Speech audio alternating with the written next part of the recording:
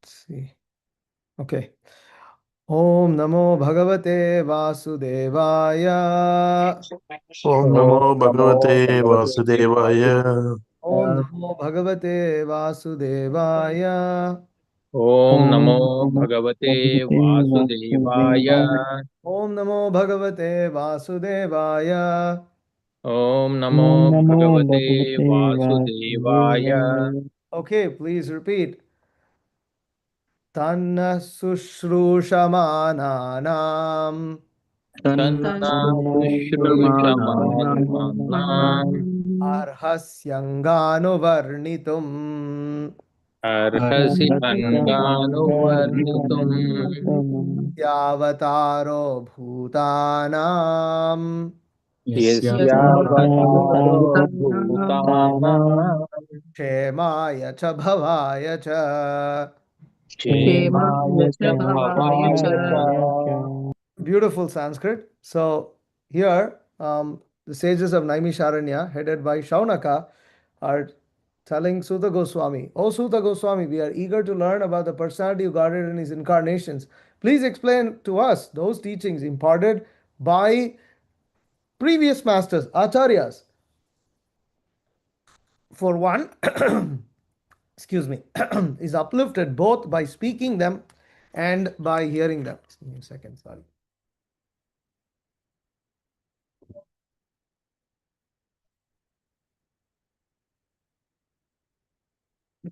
So, the sages of Naimisharanya are eagerly asking Sutta Goswami um, to recite the Srimad Bhagavatam. Now, they haven't said that it is the Srimad Bhagavatam.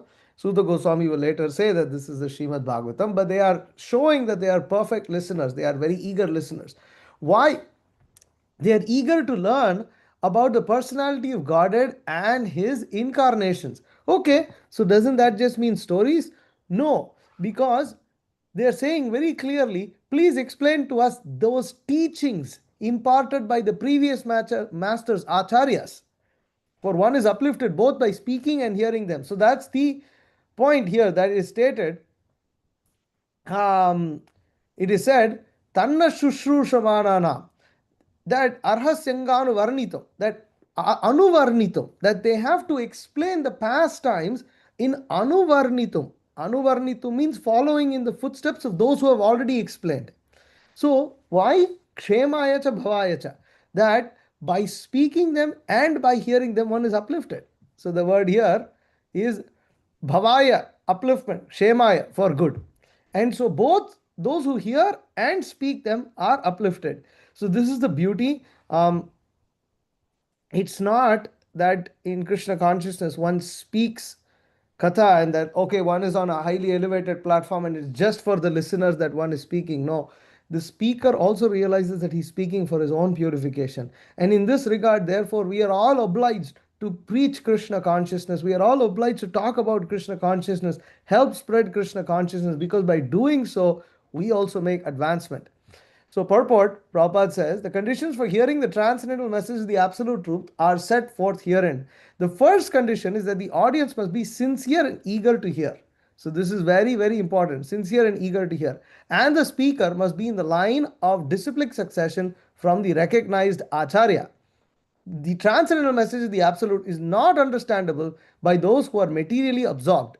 Under the direction of the bona fide spiritual master, one becomes gradually purified. So the speaker has to be someone who comes under a bona fide disciplic succession, not some made up disciplic succession. Right?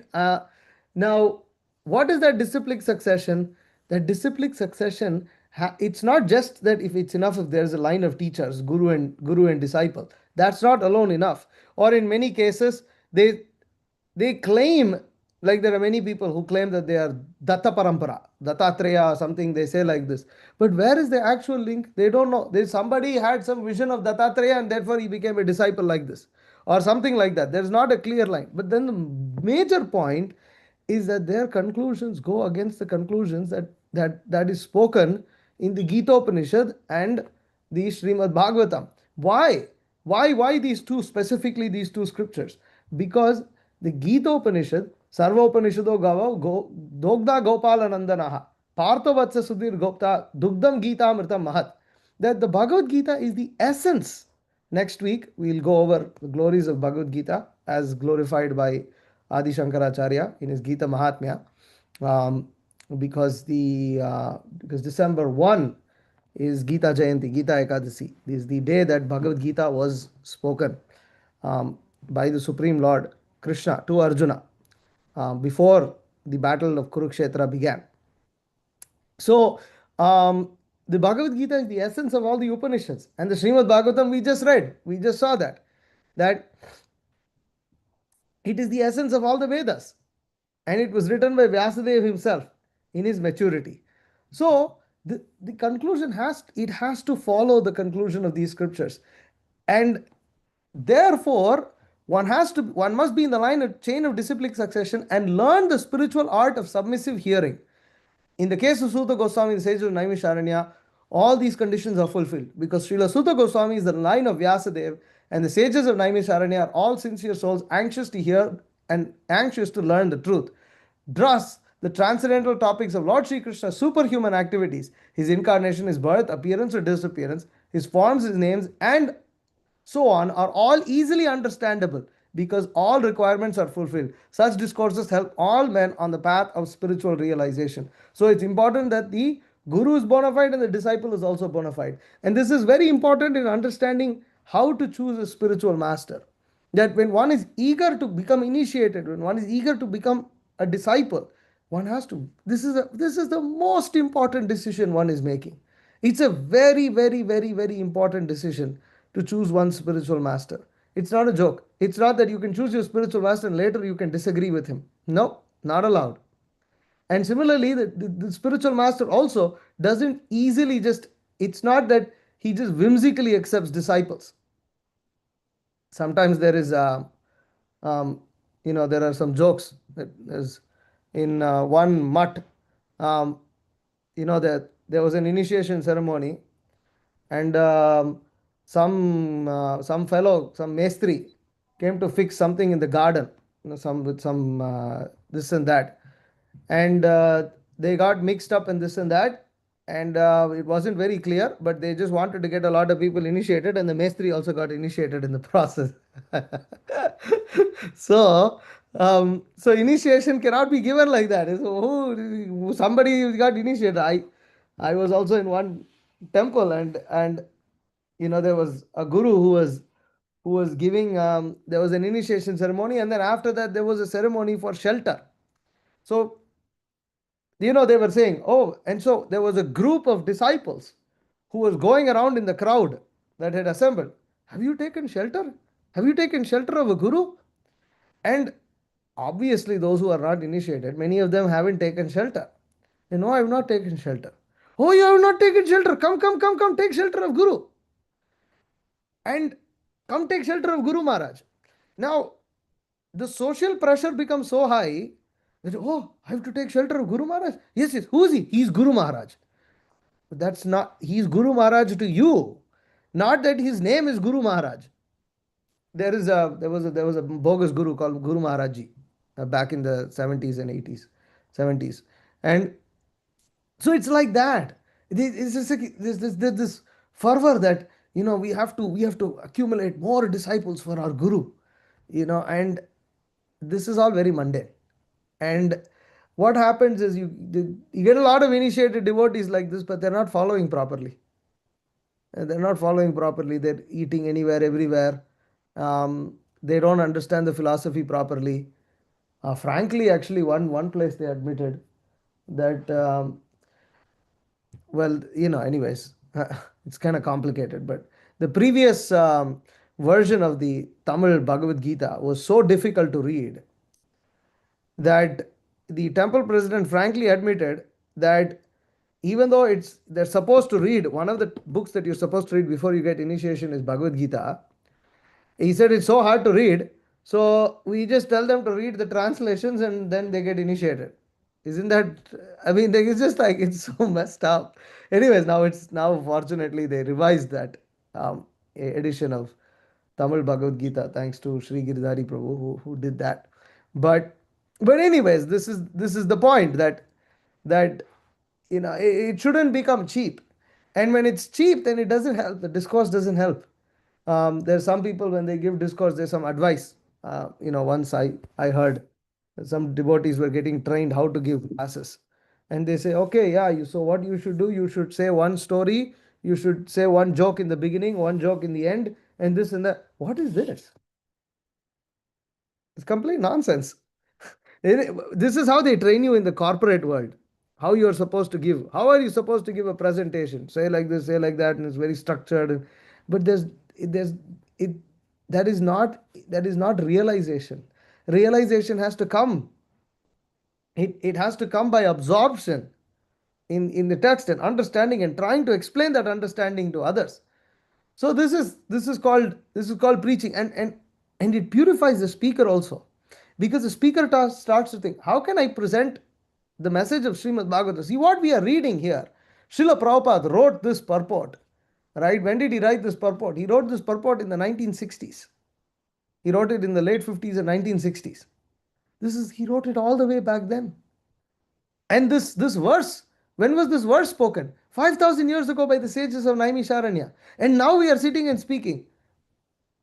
And I'm talking about some mutt where some mestri.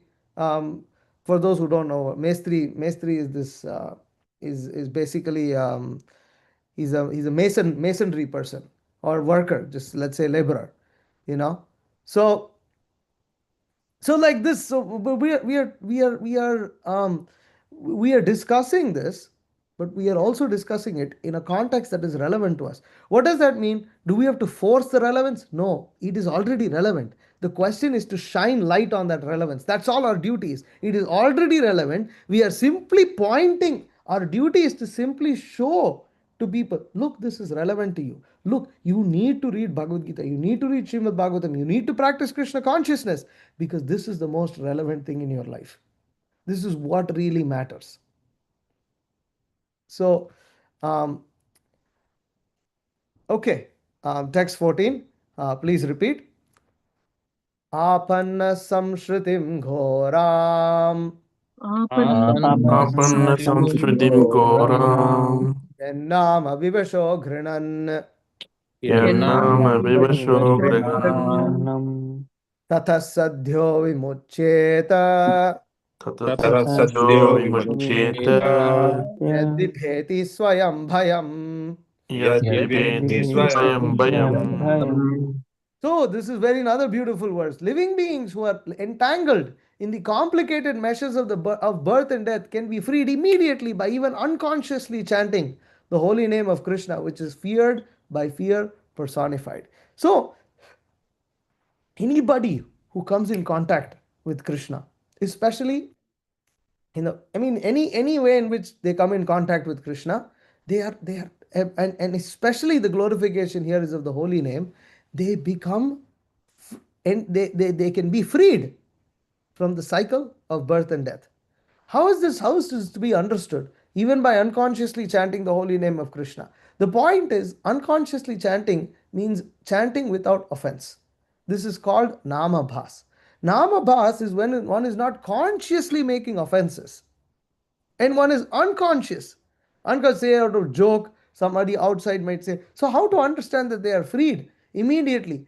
So Prabhupada says in the purport, Vasudeva, Lord Krishna, the absolute personality of God, is the supreme controller of everything. There is no one in this creation who is not afraid of the rage of the Almighty. Great sages like Ravana, Hiranyakashipu, Kamsa, and others, who were all very powerful, living entities, were all killed by the personality of Godhead. And the Almighty Vasudeva has empowered his name with the powers of his personal self. Everything is related to him, and everything has his identity in him. It is stated herein that the name of Krishna is feared by even fear personified. This indicates that the name of Krishna is non-different from Krishna. Therefore, the name of Krishna is as powerful as Lord Krishna himself. So this is the point, that there is no difference between the holy name of Krishna and Krishna himself. Why? Because Krishna has invested all his potencies in his holy name. This is an important point to understand, because we may say water, but the object water is actually different to the word water. Just by chanting water, your thirst doesn't become quenched. You become more thirsty. But with chanting the name of Krishna, it is actually directly associating with Krishna. And Everybody fears Krishna. How do we know everybody fears God? Well, when the time of death comes, then everybody becomes scared. And that, the thing is, every Prabhupada said that, the atheists, they say, I want to see God, I want to see God, I always want to see God. So, you will see God, but you will see Him in the form of death. At that time, God will give you darshan. And at that time, you will believe in God, but by that time, it's too late. Because you are completely overtaken by fear. So this fear everybody has, although they don't want to admit it. And they act, and therefore the whole modern civilization is the Bhagavatam compares it to the goats. Because the goats, literally, there can be a goat in front of this goat that is getting slaughtered, but this goat is more interested in eating grass, even though he's next in the line. So this is called goat civilization, where they don't have any intelligence to look at what's coming. And they don't want to prepare about it, because frankly, in like using American language, they're too sissy enough to discuss reality of life. Oh, why are you being so negative? Why are you so pessimistic? Always talking about suffering, always talking about temporary happiness, always talking about death. It's not that we're always talking, it's literally all around you. It's literally all around us, but we just don't want to see it. We don't want to see it. That can be us at any time, but we don't want to admit that. But when one chants the holy name of Krishna, when one comes in contact with Krishna, when one becomes a devotee of Krishna, he does not fear death anymore. Because what is death? What is death? Death is nothing but, Prabhupada says, actually, when we go into deep sleep, when we go into very deep sleep, we forget that we are this body. We completely forget that we are related, we have a job, we are related, we are married to this person, I'm son of so and so, I'm daughter of so and so, this is my income, this is the debts I have, this is what I am planning to do tomorrow, this is what I want to do in 5 years. Everything is forgotten. Death is nothing but permanent forgetfulness of one's past. We forget every night. We forget what is our life. Completely forgotten. Think about it. Death is nothing but where you wake up into a situation where you don't remember what happened previously. Imagine you wake up today and you have no recollection of anything from past yesterday. You have no recollection of that. This is death. This is death and being born again. Of course, it's not a very pleasurable process. It's not a very pleasurable process. But this is death. And we when and people are afraid of that because they don't know what the future is. But a devotee is not afraid because he understands the process. He understands the process. And therefore, he does not become bewildered. Prabhupada, it's Bhagavad Gita, Krishna says that Kaumaram Yavanam Jara Tatha Dehantara Prapte Dhirastatirana Muhyati. That the living entity accepts, just like he accepts a new body as he goes from childhood to boyhood, from boyhood to middle age, and from middle age to old age, and he's constantly changing bodies. Tata dehantara praptir. In that way, he'll receive a new body. Dhira statrana mukhyati. When a dhira looks at this, he is not bewildered, but others become bewildered. They cannot handle it. It's such a traumatic thing for them. Death. I was we are buying this property, and hopefully Krishna willing we'll buy it. It's still not confirmed yet, but hopefully it will be confirmed soon. It's in Tennessee, and I was watching a little history about the local area because they had some activities there and trying to understand the area and the history and all of this. And so in that they were talking about a previous mine blast that happened where 20 people had been killed, and so one granddaughter is interviewing her grandmother, and the grandmother is recounting the grandfather's death inside the mine. And that happened 40 years ago, 35, 40 years ago, at least when the time the interview happened. It was at least 30, 35 years ago. And still, when the grandmother is recollecting that, she's completely overwhelmed by emotions and the shock of how she felt when her husband had died, suddenly died. It's something that people actually they forget, they don't talk about it and this and that. But when it comes to them, it's so difficult. It's so bewildered. They cannot understand it. And most of the religions, they don't have they have no conception of this. What do the Christians think? They think that when you go to heaven, you'll still have your family up there. When you marry someone, that's a permanent marriage. This is how it's very, very, very shallow philosophy. There's actually no philosophy. It doesn't make any sense. So, in this way, we have to understand by observing, by being intelligent, and not becoming overly emotional that these things are being spoken, but actually to understand that these things are spoken in order to direct us that which is actually eternal, that which is actually blissful. And therefore, Prabhupada says, anyone can take advantage of the holy names of Krishna, even in the midst of the greatest dangers. The transcendent name of Krishna, even though uttered unconsciously or by the force of circumstances, can help one obtain freedom from the hurdle of birth and death. The example of this is Ajamila. That Ajamila, he named his son Narayana, and he was a very sinful person, but at the time of death, he saw his son and he called him Narayana, and immediately he was saved. He was saved by the Yamadutas, sorry, by the Vishnu Dutas from the Yamadutas who were planning to take him to hell. He was saved from that. And then he became a serious devotee, and um, and then he went back home, back to Godhead. He was given another chance. Therefore, there's that book called A Second Chance, which basically explains Ajamil's story, because Ajamil got a second chance. Such a wonderful, wonderful book and wonderful story there. Okay, text 15. यत्पादसंश्रयासूत यत्पादसंश्रयः मुनयः प्रशमायनाः मुनयः मुनयः परशमायनाः परशमायनः सद्यः पुनन्त्युपस्पृष्टाः सद्यः सद्यः पुनयन्ति पुनस्ते उपस्पृष्टाः उपस्पृष्टाः स्वर्धुन्यापोऽनुसेवया. स्वर्धुन्यापो सेवया स्वर्धुन्यापोनुसेवया. These are such beautiful verses. O Suta, those great sages who have completely taken shelter of the lotus feet of the Lord can at once sanctify those who come in touch with them, whereas the waters of the Ganga can sanctify only after prolonged use. So the that Yadpada Samshraya Sutta Munayah Prashamayanaha, that those who have taken shelter at the lotus feet of the Lord, just by coming into contact with such sadhus, one can get immediately purified. Millions and millions and millions of sins are burned just in the association of such a great devotee. Versus, you go to the Ganga, you bathe, your sins get destroyed, but not the previous life sins, only this life sins get destroyed. And what also does not get destroyed? You may bathe in the Ganga, but the tendency to commit sin doesn't get purified. Though all that goes away when one comes in touch with a pure devotee. One comes in touch doesn't mean that one is touching physically.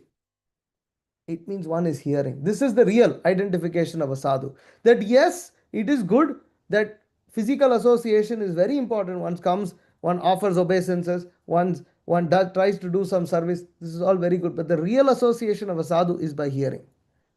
That the words of a sadhu, that is his real association. That is his real blessing. That is his real mercy. Versus people generally think of mercy as being some electric shock, some invisible electric current that's coming and is supposed to like relieve us of things. The real mercy comes through instruction. That through submissive behavior, ultimately what happens? How does the process of mercy work? It actually works only because the Supreme Lord Krishna is involved. You see, when we serve a devotee, when we please him, when we please that pure devotee, then Krishna is pleased. When Krishna is pleased, he can make changes in our life. This is how the process of mercy works. This is how the process of blessings work. That Krishna has to be pleased. That ultimately the goal of life is through every action is to please Krishna. That may be as simple as us chanting our rounds properly, waking up, creating a sattvic atmosphere in our house, encouraging our different family members to practice Krishna consciousness. All these are ways in which we can gain the mercy of the Lord. But most powerful, it's hard to gain direct mercy of the Lord. It's possible. Krishna is merciful, but more merciful than Krishna are the Vaishnavas. And when one gets a chance to serve these Vaishnavas, they're great devotees.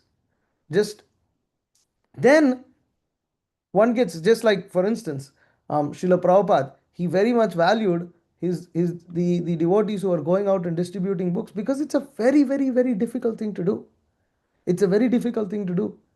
And but and they may look like young devotees who are in many ways just young, they're joking, they're laughing, they don't look very senior, they don't have, they don't have a big beard, they don't have 10,000 disciples or anything like that, they're not sitting on a big seat.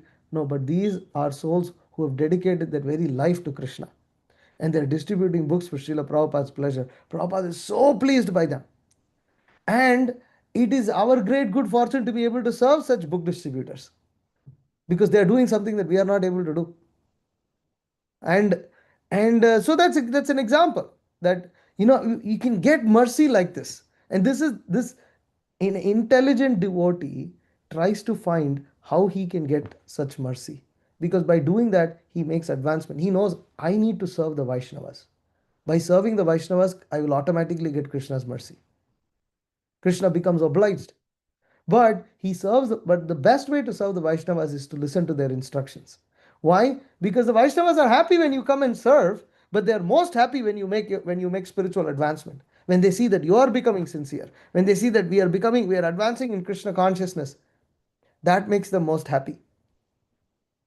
That makes them most happy when they see that we have more feeling for the mission of Lord Chaitanya and Srila Prabhupada. Then that makes them immensely happy. And then in this way, we become completely absorbed. And by becoming completely absorbed in this way, we make spiritual advancement, tremendous spiritual advancement. So this we have to understand. And anyways, going to the purport, Prabhupada said, pure devotees of the Lord are more powerful than the waters of the sacred river Ganga. One can derive spiritual benefit out of prolonged use of the Ganga waters, but one can be sanctified at once by the mercy of a pure devotee of the Lord. In the Bhagavad Gita, it is said that any person, regardless of birth, a Shudra, woman, or merchant, can take shelter of the lotus feet of the Lord, and by doing so can return to Godhead. To take shelter of the lotus feet of the Lord means to take shelter of the pure devotees. The pure devotees, whose only business is serving, are honored by the names Prabhupada and Vishnupad, which indicate that such devotees to be representatives of the lotus feet of the Lord. Therefore, anyone who takes shelter of the lotus feet of the pure devotee by accepting the pure devotee as his spiritual master can be at once purified. Such devotees of the Lord are honored equally with the Lord because they are engaged in the most confidential service of the Lord, for they deliver out of the material world the fallen souls whom the Lord wants to return home back to Godhead. Such pure devotees are known as vice lords according to the revealed scriptures. So, vice lord doesn't mean lord of vices. Vice can also mean bad habits. Vice lord here refers to like vice president. So you have lord, supreme lord, and then you have vice lords. So it means that the devotees are practically on the level of the Lord. They are almost there. They're like practically they're equal. But it's not equal in all regards. It's equal in the sense of being a representative. The sincere disciple of a pure devotee considers the spiritual master equal to the Lord, but always considers himself to be a humble servant of the Lord. This is the pure devotional path. So this attitude of being the servant of the servant, this will really, really help us make advancement, tremendous advancement in Krishna consciousness. And when Krishna is pleased, what can Krishna not do for us? What can he not do? What problem can he not solve? So this is the way in which one can become, ultimately they can become advanced. Okay, text 16. Ko va bhagavatastasya को वा भगवतस्तस्य पुण्यश्लोकेद्य कर्मणः पुण्यश्लोकेऽद्य कर्मणः शुद्धिकामो न शृणुयाद् शुद्धिकामो न शृणुयात् यशः कलिमलापहम्. यशः कलिमलापहम्। कलिमलापम् So this word Kali Malapaham is very significant here. So the word is that who is then? Who's there desiring deliverance from the vices of the age of quarrel, who is not willing to hear the virtuous glories of the Lord? So it's such a beautiful verse. Kova Bhagavatastasya. So Bhagavatasya of the Supreme Lord, Punya Shlokedya. This is referring to Punya Shloka, refers to the beautiful verses, virtuous Punya Shlokedya. That the verses, Supreme Lord is called Punya Shloka, means he is glorified by the most beautiful verses. Punya Shlokedya Karmanaha. And he has beautiful deeds. And what does that happen? Shuddhi Kamo no Shunuyad. That Shuddhi Kamo, the desiring deliverance from all sins, na Shunuyad. Who will not hear the glories? Why? Because these glories of the Supreme Lord, what do? The prayers that are offered to him. Note, it is said here, Shlokedya Karmana Shuddhi Kamaha.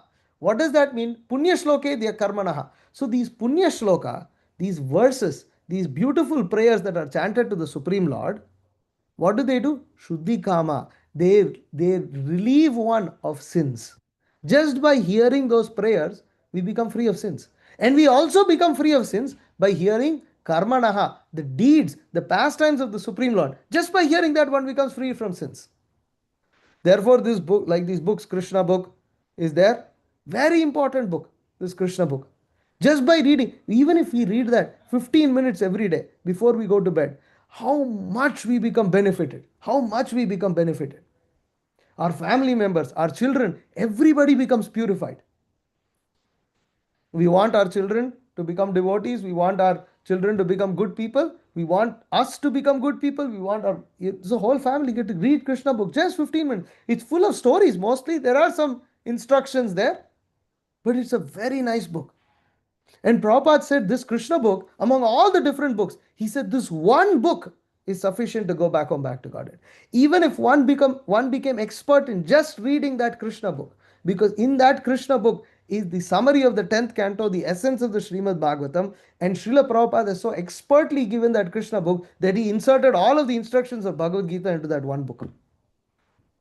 This is Prabhupada's expertise.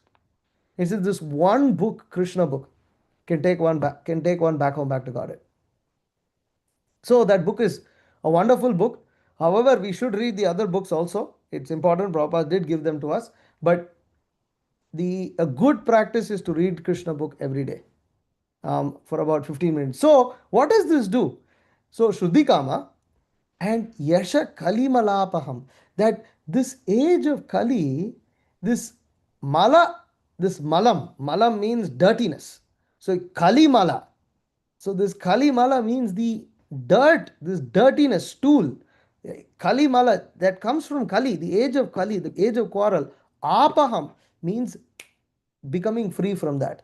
So in this age of Kali, we have so many bad qualities.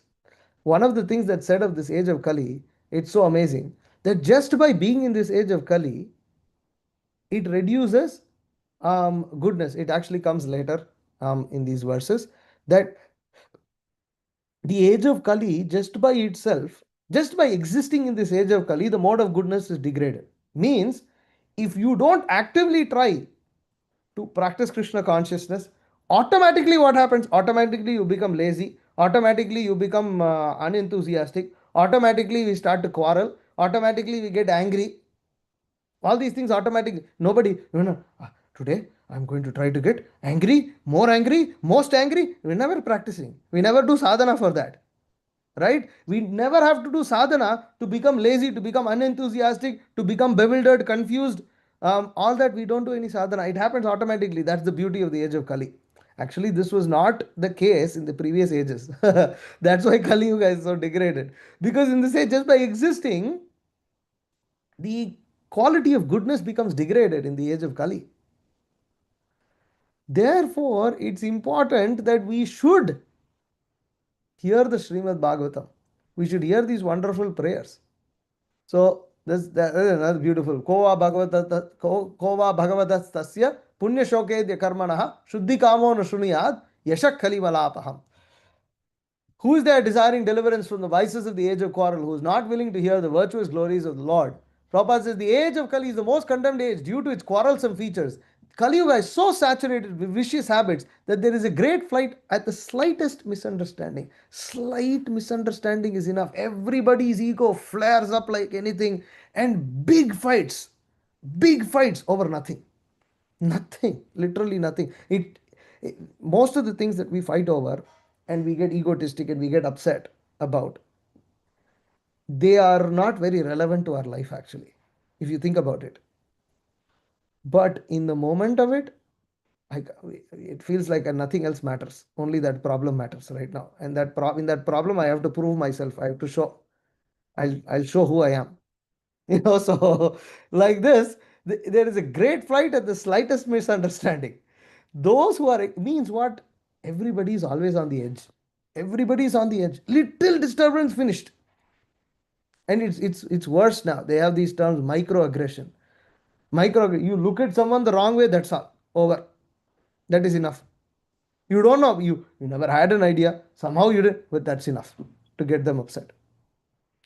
Those who are engaged in the pure devotional service of the Lord, who are without any desire for self-aggrandizement, and who are freed from the effects of fruitive actions and dry philosophical speculations, are capable of getting out of the estrangements of this complicated age.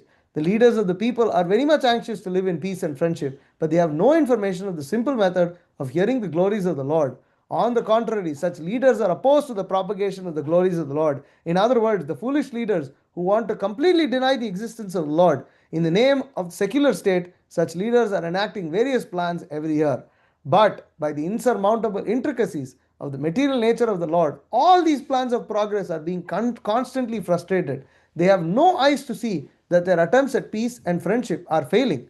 But here is the hint to get over the hurdle. If we want actual peace, we must open the road to understanding of the Supreme Lord Krishna and glorify him for his virtuous activities as they are depicted in the pages of Srimad Bhagavatam. So the whole point why we are starting, for instance, a farm community and all of this, is to create a facility for this.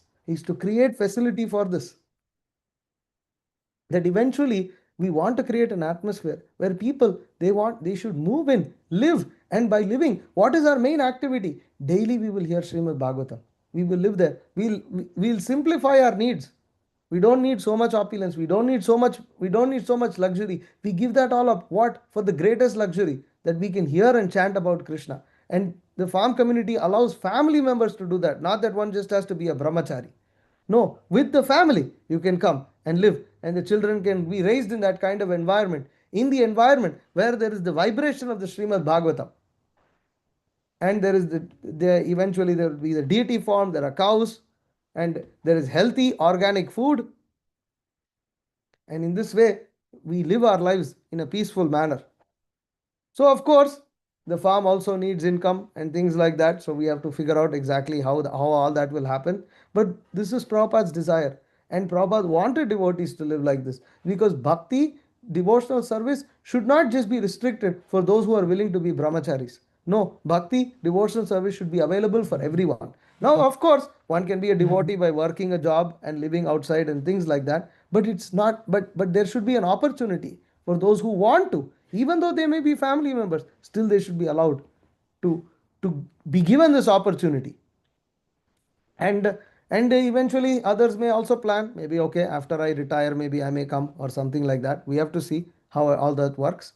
But Prabhupada wanted to create this kind of atmosphere. Specifically, he wanted those who are retiring and all of that to go to Mayapur and Vrindavan and spend the rest of their life there.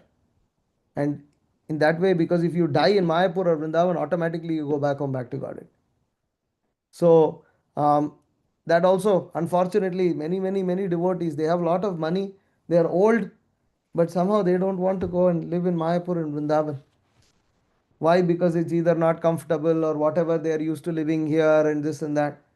No, no. I mean, someday we are going to be kicked out of this body, and at that time, America will go along with that. So, but if we somehow, okay, whatever, you earned a lot of money, this, that, go, then keep that money and go and spend time in Mayapur and Vrindavan. You can live relatively comfortably. I mean, there are going to be difficulties. It's India after all. But we should have that desire that we want to go back to Godhead. And this is such an amazing process. But again, um, you know, From this example, we can understand that it requires mercy to even visit Mayapur and Vrindavan. What to speak of living there? What to speak of living there? So, anyways, it's 7:40. I'm going to stop here. We'll continue from text 17. So, just to give an idea of what's going on here. So, if we go to chapter 1, we are in text 17 right now. And yeah, so then we have this chapter goes all the way till text 23. Then we would do chapter 2, where Sudha Goswami is speaking his prayers and his Mangalacharanam in one sense before he begins the recitation of the Srimad Bhagavatam. We look through those beautiful prayers, because this is, like you can see here, by regular attendance in the classes on the Bhagavatam and by rendering of service to the pure devotee, all that is troublesome to the heart is almost completely destroyed, and loving service unto the personality of Godhead, who is praised with transcendental songs, is established as an irrevocable fact. These are amazing verses. So we look through them, and and then that will be the end of this chapter. It's about 34 verses. Okay, so I'll stop there. Any questions or comments? Please feel free to ask.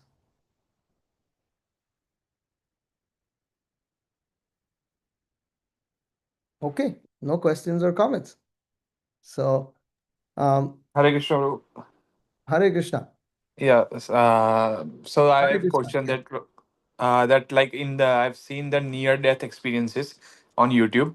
So after the death of the person, they will go outside the body and they are living for like 12, 13 days or might be for some months. They were sharing their experience and they suddenly they are blacked out.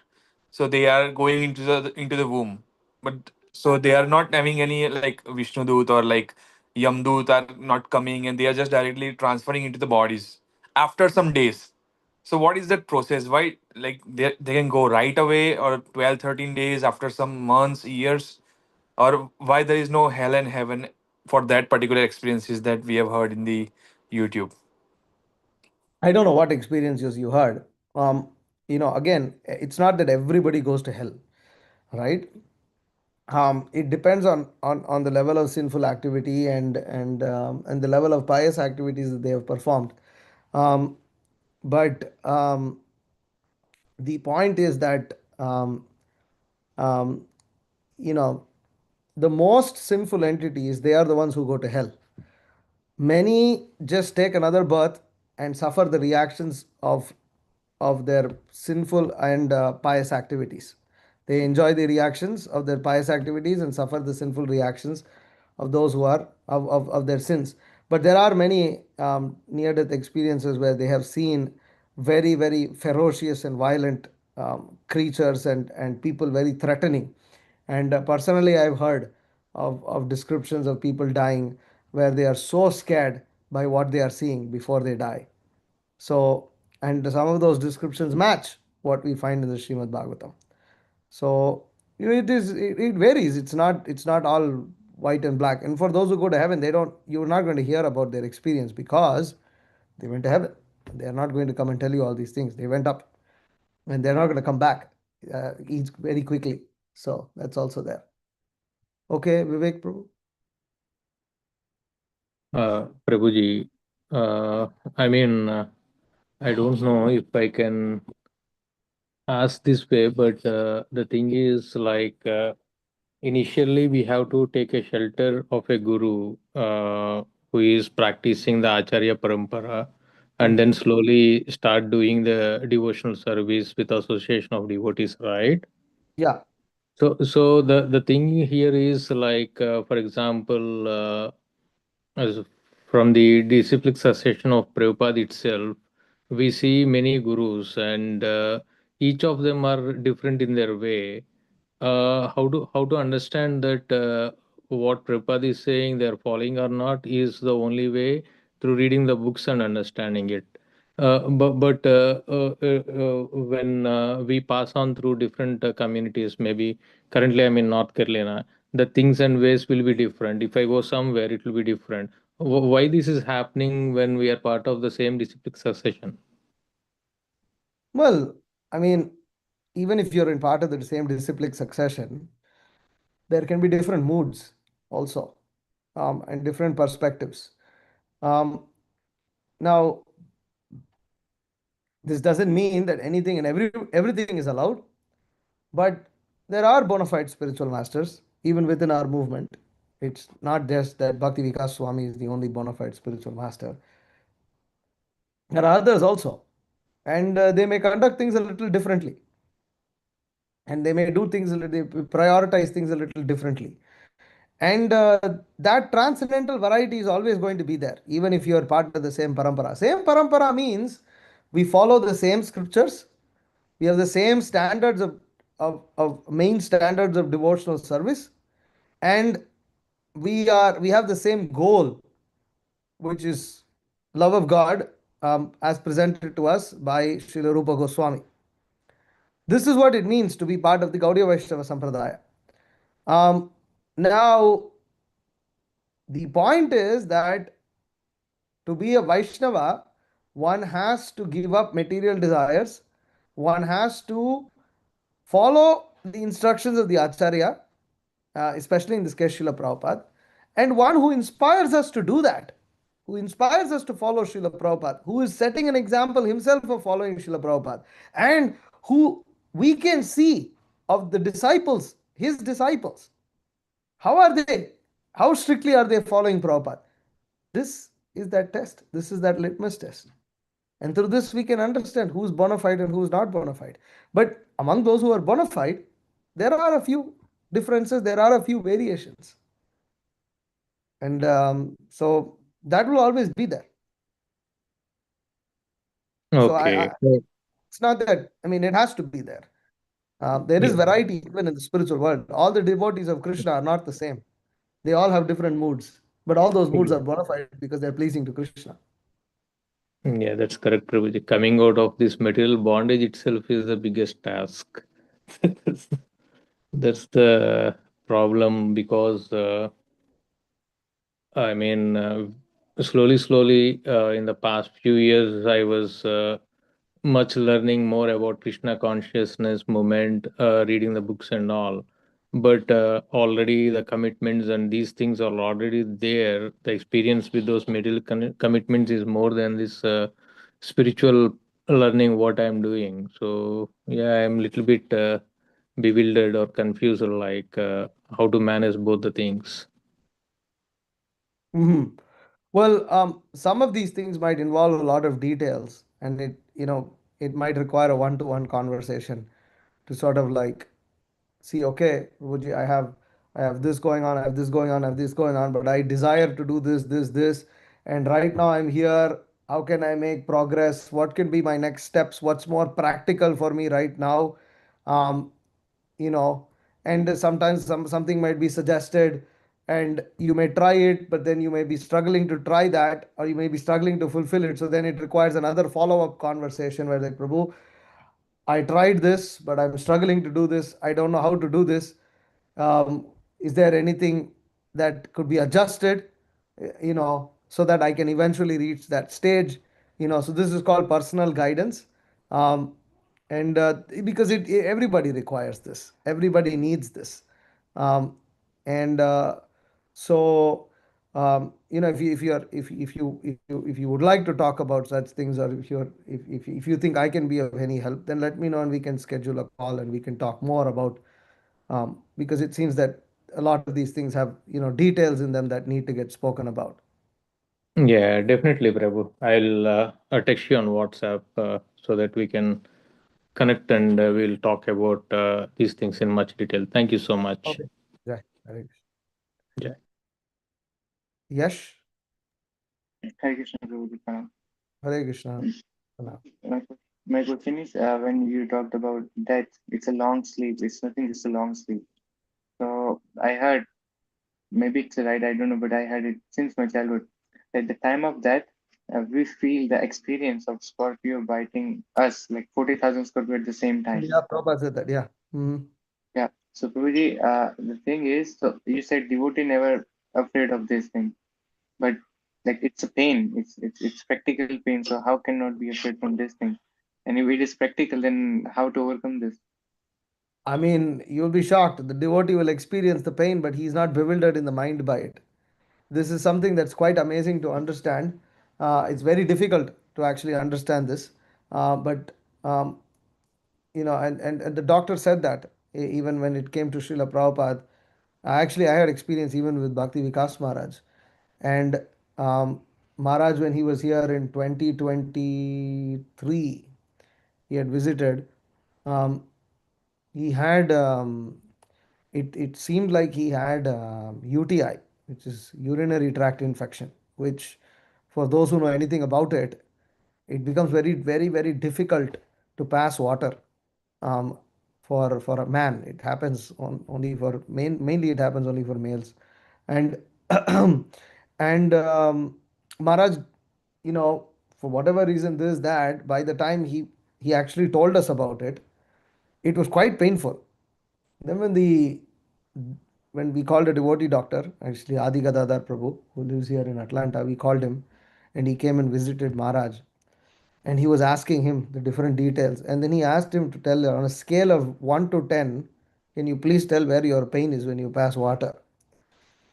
And then Maharaj said it's about 8.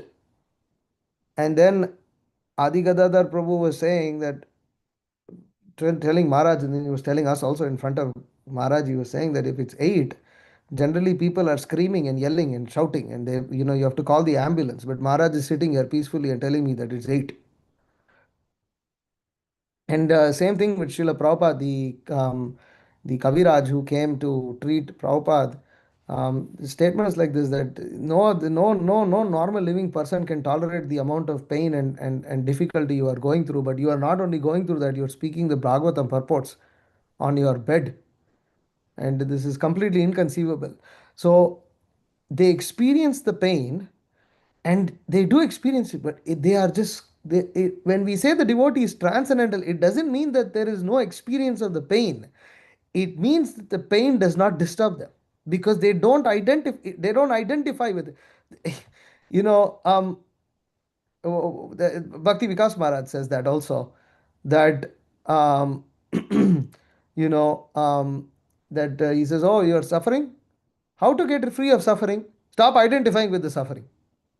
Seems like amazing. How do you not identify? It doesn't mean that there is no suffering. It doesn't mean the suffering is gone. It means that you're not identifying with it, which means that you just tolerate. And it just goes on. And the toleration, what does tolerance mean? Tolerance is, ooh, ooh, it's not like that. Not that kind of tolerance where it's like, you're just struggling and almost about to burst. Not that kind of tolerance. The tolerance is where it just doesn't disturb the mind at that point. So um, yeah, that's a very amazing characteristic of pure devotees, but they treat happiness also like that.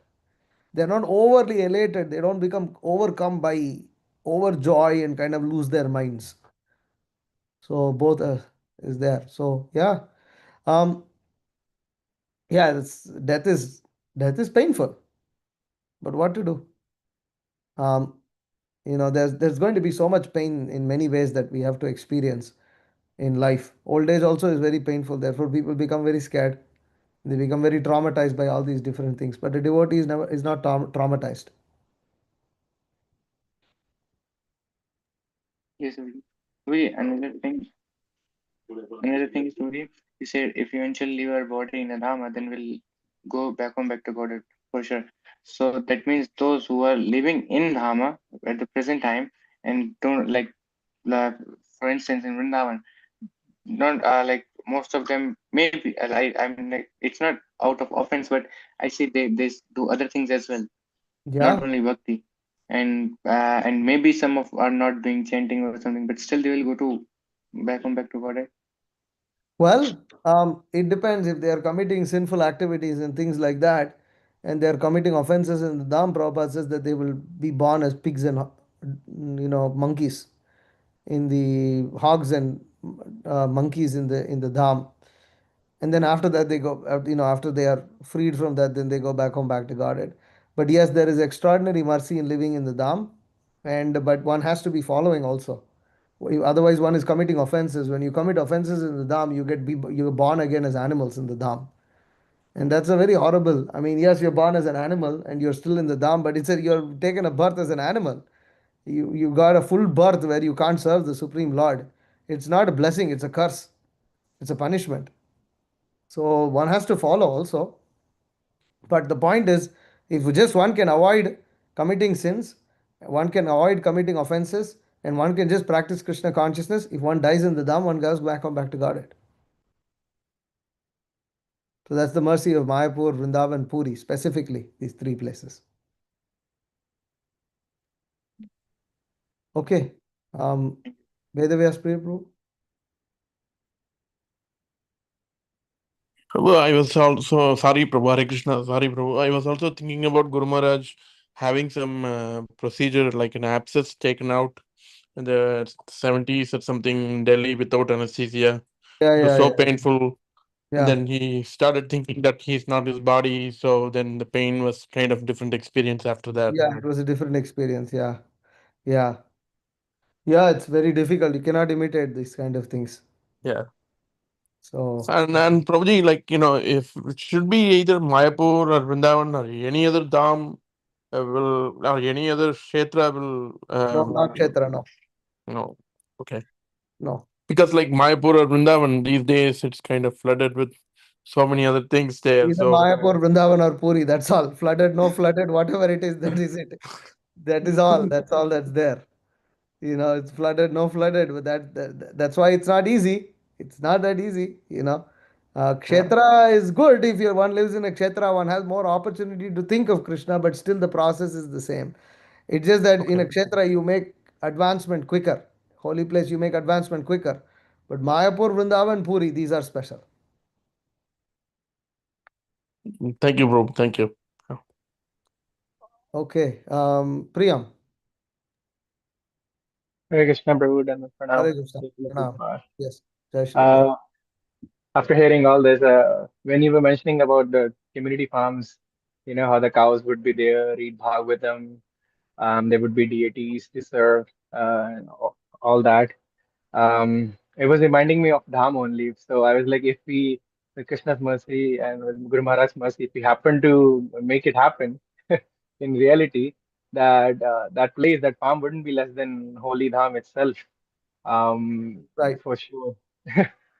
So, and we would have more opportunity even in the West. People who cannot really go and stay in Mayapur or Puri or Vrindavan, we can actually join the farm community and then live our Krishna conscious life. And since Yes. you mentioned there would be vibration of Bhagavatam, so I think even if we die in that holy farm, we would go back to God if Yeah, I'm not yeah. wrong. I mean, Prabhupada did say that his temples and his farms, he said these are not, these are spiritual embassies. There is a little bit of a difference here, right? What is the difference? Is that in these farms and these temples, depending on the consciousness that devotees maintain and the purity that they maintain, to that extent it is the dham, and to that extent it isn't the dham. So, yes, if we follow everything and we manage to create that atmosphere, then certainly it becomes non different. But with the dham, even if apparently it looks like the atmosphere is missing, that mercy is still there, because that is Krishna's eternal abode. Here, it depends on us devotees to keep that Bhagavatam vibration going on, and for devotees to maintain that spiritual atmosphere following the instructions of Srila Prabhupada, then it becomes non-different. So, but that's really amazing, is it not? That by doing that, we can actually create. Therefore, Prabhupada gave these names: New Vrindavan, New Mayapur, you know, uh, New Talaban. Prabhupada wanted to make this point: New Dwaraka. He gave this name like this for all his different centers. What is this? Toronto is called New Raman Reti. So, like this, is it right? What is the I'm not deity? sure. Toronto? Shri Shri Radha, Shri Char Gopinath. Kirchor, yeah, so Kirchor. So Raman Reti. So, no, not Raman Reti. What am I saying? New Remuna, right? Remuna. So, so Prabhupada wanted to emphasize that it is possible if the devotees follow and they live, yes. Then when one dies in that kind of atmosphere, Krishna will take care. That's good to know. Jai. Thank you. Hare Krishna. Okay, thank you. All right. So it's 8:02. We'll end here. Thank you very much. I hope to see you all for the Saturday class. And we'll meet again then. Thank you very much. Hare Krishna. Srila Prabhupada ki jai. Thank Srila you. Bhagavatam ki jai. Vancha Hare kalpatarubhishcha. Krishna. Kripa Vancha sindhubhishcha. kalpatarubhishya kripa sindhubhyevacha patitanam pavanebhyo Parithanam pavanebhyo